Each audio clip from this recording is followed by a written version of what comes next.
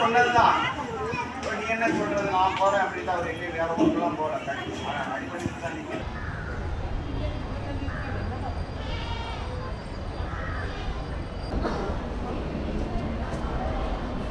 Save ಮಾಡಿ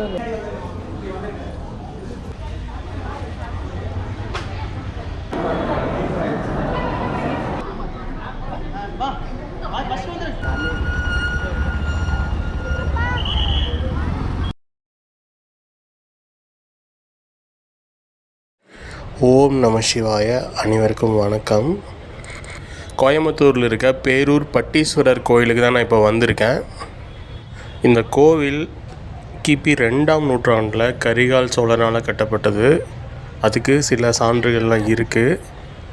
சான்றுகள்னால் என்ன? கல்வெட்டுக்கள், இந்த மாதிரி விஷயங்கள் தான்.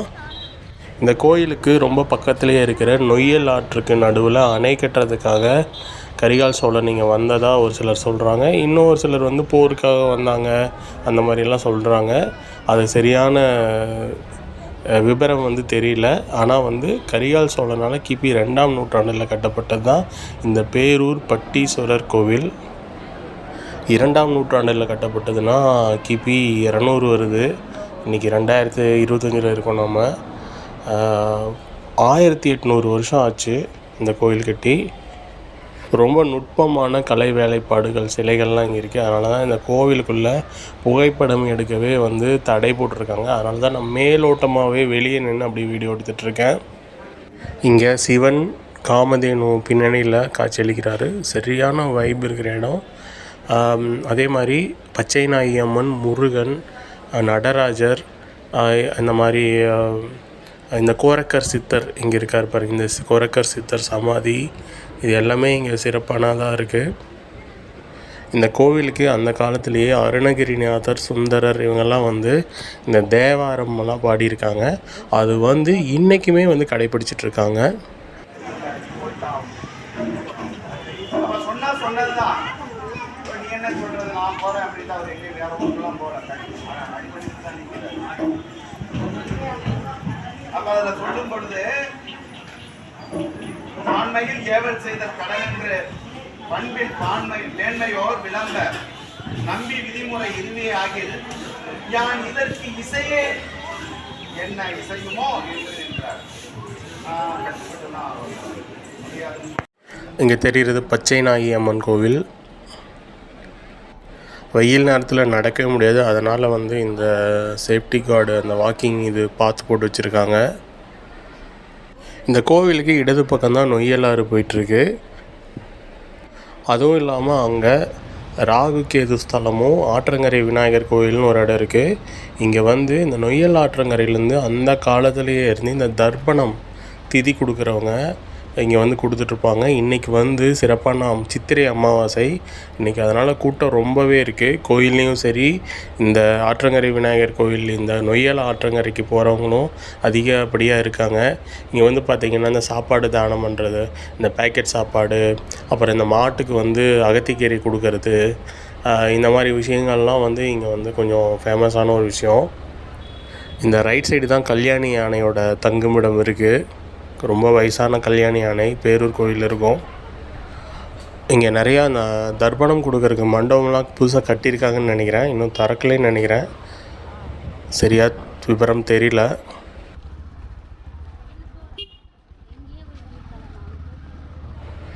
இதுதான் இந்த ஆற்றங்கரை விநாயகர் கோவில். ஓரளவுக்கு கூட்டமாக இருக்குது. போன வருஷம் எங்கள் அப்பா இறந்தப்போ திதி கொடுக்கறதுக்காக இங்கே வந்தேன். அதுக்கப்புறம் இப்போ தான் வர்றேன். இந்த ரோடு வடவள்ளியே போகும். இந்த பக்கம் தொண்டாமுத்தூரும் போகும். நொய்யல் ஆற்று பாலம் இது. இந்த பாலம் தாண்டின உடனேயே லெஃப்டில் பார்த்திங்கன்னா இந்த தர்ப்பணம் கொடுக்குற இடம் இருக்குது. வெளியூர்லேருந்து வரவங்க தான் ரொம்ப அதிகம்.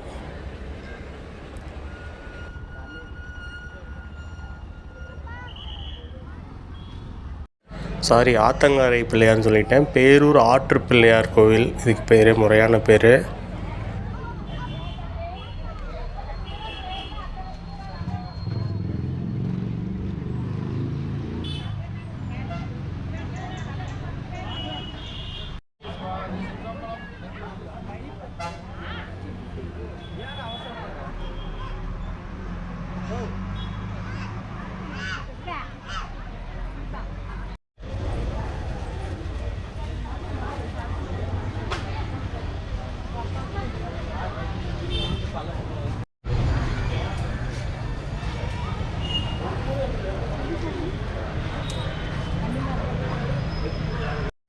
இதோ இங்கே பலகை வச்சுருக்காங்க. இது வந்து சோழன் படித்துறை அப்படிங்கிறாங்க. இப்போ வந்து பேரூர் படித்துறைன்னு சொல்கிறாங்க. அதுவும் இல்லாத இந்த நொய்யல் ஆற்றுக்கு பழைய பேர் வந்து சங்க காலத்தில் காஞ்சி மகா புண்ணிய நதி அப்படின்னு பேர். இப்போ தான் வந்து இது நொய்யல் ஆறு.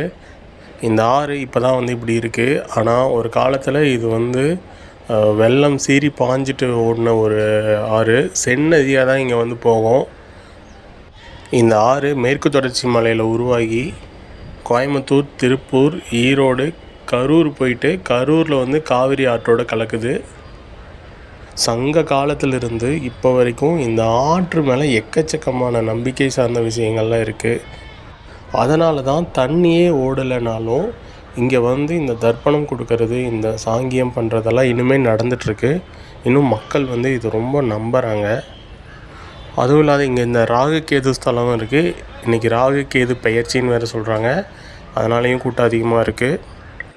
இந்த பேரூர் பட்டீஸ்வரர் கோவில் சோழர்களோட கட்டிடக்கலைக்கு இன்னொரு சான்றாக 1800 வருஷமாக வலுவாக நிற்கிது.